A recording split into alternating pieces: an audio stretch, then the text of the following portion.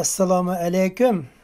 Xitoy hukumatı o'ziga tutashtirib olgan o'tni o'chirib yetalamdi yoki mush o't bilan o'zi biroqla kuyib kul bo'lib ketamdi. Bugun 6-oyning 2-kuni. Xitoyning Wuhan shahridagi tajribaxonasidan tarqalgan virusni aniqlash ishini endi hech kim kontrol qilolmaydigan bir bosqichga qarab yuzlandi. Har kuni degidek yangi xabarlar chiqishga boshladi. Yaqindan buyon Amerikaning fan tadqiqotchi olimlari, solchi kuchlarning media taratqullari o'zlarini qaytadan tekshirib chiqish, hattoki kechirim so'rash ahvollari ko'rilishga boshladi. Chunki bular virusning Xitoy tajribaxonasidan tarqalganlik bu liniyani tekshirib chiqishda qarshilik ko'rsatgan kuchlar edi. Bundaq bo'lishining birdan-bir sababi butun kuchi bilan Prezident Trump efendimiga qarshi turish tarafdori bo'lib olgan. Vaqtning o'tishi bilan nurg'un dalil isbotlar orqama-orqa paydo bo'lishga boshlagandan keyin ondan o'zlarining hissiyotini tutib olib, ko'rmaslik va bilmaslik silib olgan ko'z qarashlarini tuzitishga boshlagan. New York Times gazetining bosh betining bosh temasida mundaq degan: Ilm-fan dunyosi koronavirusini texmo ilgirlagan holda tekshirib tadqiq qilishni qo'llaydi degan. Bu demak, yer shari xarakterlik fan tadqiqot organlari harakatga o'tdi degan gap. Ya'ni ilm-fan dunyosida bo'lib qolmasdan asosliq media organlarimi harakatlanishga boshlagan. Tarqalayotgan virusning manbasini surishti qilish xalqaro media taratqullarining asosli xizmat yo'nalishiga aylangan. Ya'ni butun dunyo harakatga o'tyapti. Endi yangi taraqqiyot.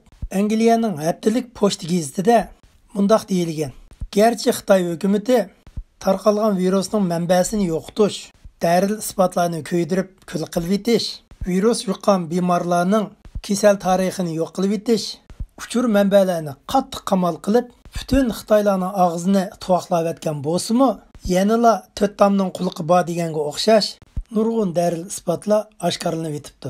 Fransiyaning yuqumli kasallarning oldini olish professor mutaxassisi Jil Dimanif efendim Angliyaning haftalik pochta gazetiga mundaq degan: Wuhan instituti ommaviy sog'lomlik maktabining ma'mur mudiri, ya'ni biologiyalik professor Yuwen Hua 2020-yilning 5-ida Xalq to'rbeti sog'lomlik vaqt gazetining muxbiri ziyorat qilgan mezgilda bu professor o'zi boshqarib statistika qilib mangdigan to'rbetiga bultur 2-oyning oxirigacha 47 ming odamga kasal yuqqan va o'lgan ma'lumotlar yozilgan ekan. Bu professor ayni vaqtida sog'lomlik vaqt gazetiga bergan ma'lumotida mundaq degan: Mushu to'rbetga yozilgan son sifrlarning ichida 2019-yil 9-oyning 29-kuni bir bemorga virus yuqib, uning kasal arxivi turg'izilgan. Virus qarta davolash tadbiri ilinmaganlikdan bu bemor o'lib qolgan. Yu Chonghua yana bir bemorni tunishtirib, bu bemor 2019-yil 11-oyning 14-kuni virus yuqtirib olgan bo'lib, ismi Su Xin, ayol, 61 yosh. Yana biri 2019-yil 11-oyning 21-kuni ismi Wang Xing, 62 yosh er kishi bo'lib, u virus yuqtirib olgan. Va shuning o'xshash nurg'unlagan bemorlar 12-oyning 8-kuni virus yuqqan deb tizimlagan.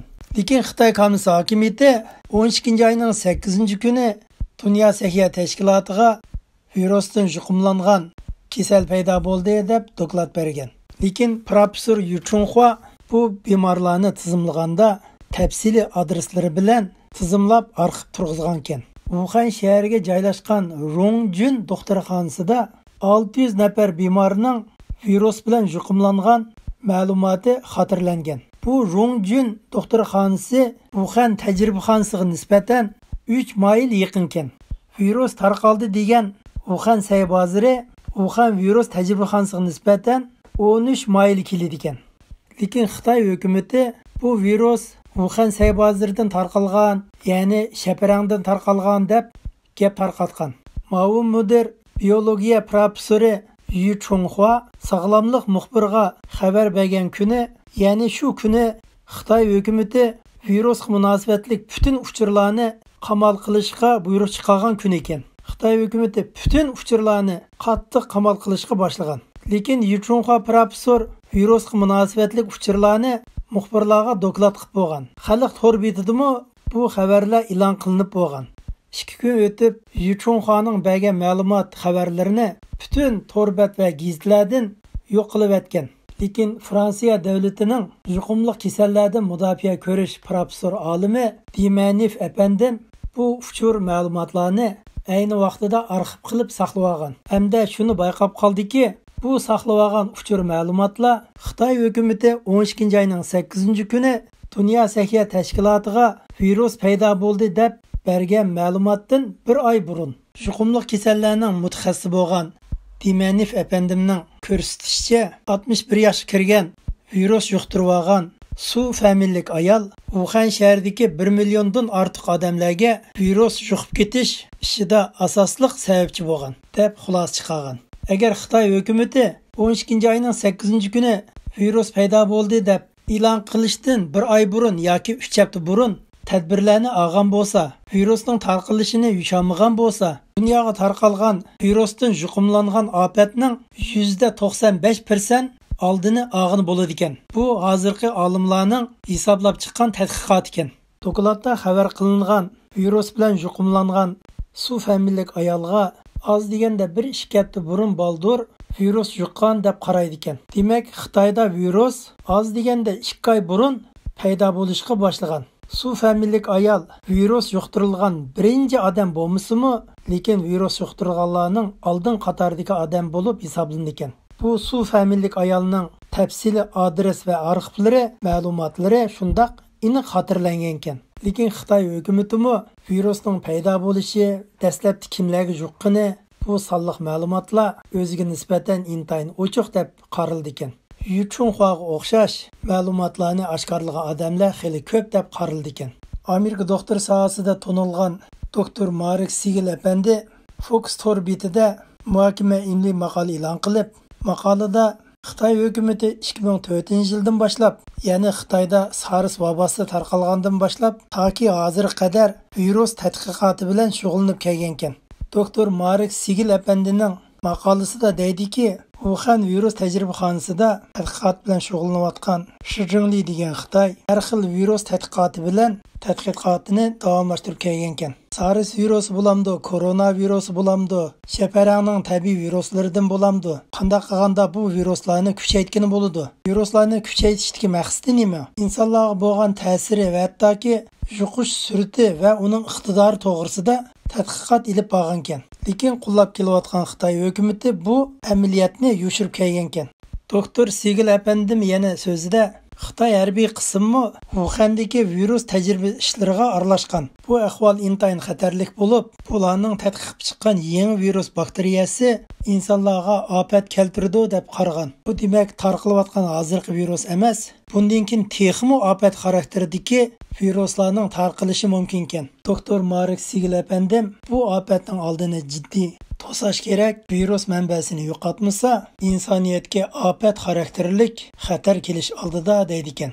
Virusning manbasini jiddiy aniqlayotgan mush mezgilda 5-oyning 29-kuni Hindiston bugungi xabar torbitida xabar qilinishicha, Hindiston hukumati Dünya Səhiyyə Təşkilatıga arz qilib, virusning tarqalgan yerini tepish, virus sababidan ziyon tatgan davlatlarning ziyinini to'lashni talab qilgan. Virus sababidan Hindistonda yuqumlangan insonlarning soni 27 millionga yetgan. O'lganlarning soni 300 mingdan oshib ketgan. Iqtisodiy ziyon cheksiz. Hindiston hukumati bultur Birleşken Devletler Teşkilatı kishilik huquq kengayishiga arz sungan edi. Xitoydan paydo bo'lgan virusning sababidan Hindiston davlati iqtisodiy ziyon tortib, Xitoy davlati Hindistonga 20 trillion Amerika dollari to'lab berishni talab qilgan.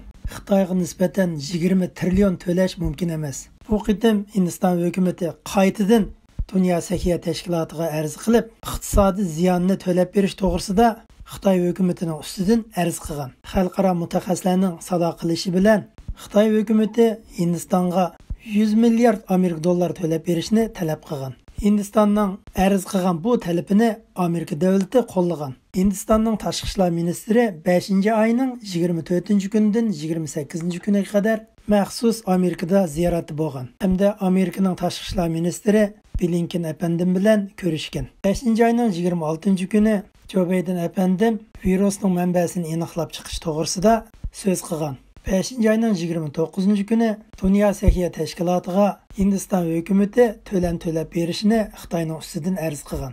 Virusning tarqalish manbasini aniqlash, muqimlashtirish xulosasi chiqqandan keyin Hindistonga o'xshash төлəm to'ltadigan davlatlar Xitoyning ustidan orqama-orqa arz qilishni boshlaydi. U chaqda Xitoyning dunyoning har qaysi yerlariga solgan mablag'lari butunlay to'nglatilib, hatto musodir qilinib ketar ekan. Xitoyning chet eldagi mol-mulkidan boshqa yana Xitoyning tashqi periyodi dollar zapisidanmi masala ko'rilib o'tibdi. 4-ayning oxirgi mazgiligacha Xitoyning dollar zapisi tuvallab 3.09 trillionga tushib qopti. Bu xalqaro iqtisodiy mutaxassislarning faraz qilgandanmi tezlab ketibdi.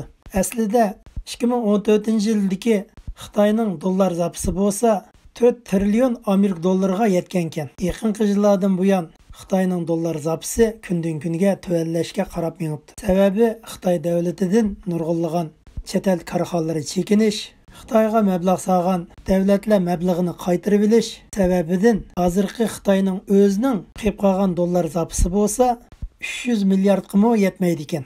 Bu demak Xitoyning dollar zapisi tugashga qarab mangdi degan gap. Har qaysi davlatlar Hindistonga o'xshash Xitoyni төлем to'lashga qistiganda Xitoy qaysi pulini to'laydi. Agar qarz pulini to'layolmasa, urush qilishga to'g'ri keladi ekan. Endi yaqin zamon ichida dunyoga tarqalgan bu virusning manbasi Wuhan tajribaxonasidan chiqqanligi xalqarada muqimlashgandan keyin qanday ahvollar yuz berdi? Yaqinda Angliyaning tez xabar torbitida mundaq yozilgan ekan. Agar virusning manbasi Wuhan tajribaxonasidan tarqalgan isbotlar muqimlashgandan keyin Xi Jinping hokimiyatining gumron bo'lib ketishi muqarrar ekan. Ya'ni Xitoy davlatida ofat xarakterlik siyosiy krizis yuz berdi ekan. Angliya tez xabar torbitida yozilgan bu maqolaning kelish manbasi Dünya Səhiyyə Təşkilatıning bosh maslahatchisi Cemil Mitzil apandi tarafidan o'tirg'a qo'yilgan ekan. 5-ayning 30-kuni London radio stansiyasi Mitzil apandini ziyorat qilgan mazgilda yuqorqi gaplarni deb o'tgan ekan. Mitzil apandim ziyoratda mundaq debdi: tarqalayotgan virusning tarqalish manbasi Wuhan virus tajribaxonasidan tarqalganligi faktlar bilan isbotlangandan keyin Xitoy davlatiga nisbatan mislsiz rayon xarakteridagi siyosiy krizis zarbisiga uchraydi. Xitoy kommunist rahbarligidagi hokimiyat gumron bo'ladi. Beijing mun qarzga bo'g'iladi. Ya'ni oqibatini ta'sirlab bo'g'ini bo'lmaydi. Mitis apandim yana so'zida dunyoda virusning kasofatiga uchragan ona bolalar va insonlarning g'azabini tasavvur qilgani bo'lmaydi. Mitis apandim yana so'zida Xitoy hukumatı texnik jihatda xatolikni o'tkazganligini ozdab, baloyi ofatni qasdanga yushargan, ya'ni g'arazlik maqsadda jinoyat o'tkazgan. Ya'ni oldingi qismni texnik xatolik desak, keyingi qismi bo'lsa g'arazlik jinoyat deb qaraldi degan. Mutaxassislarning deyishicha, bu qitimqi virus ofatini 3-Dünya urushi deb hisoblagan. Hattoki 1-Dünya urushi, 2-Dünya urushidanmi vahshiy bo'lgan. Ya'ni yer shari tarixida butun yer shari qamal qilingan. Dunyoda 200 dan ortiq davlatlar mushu virus sababidan talafotga uchragan. Amerika davlatida o'lgan odamlarning soni Amerika davlati qurilib 244 yildan buyon Amerikada ichki urush va tashqi urushda o'lgan odamlarning sonining umumiy yig'indisidanmi eshib ketgan. Amerika davlatining tatqan iqtisodiy ziyini 16 trilliondan eshib ketgan. 330 million Amerika xalqi bir yildan ortiq uylarda solinib qolgan.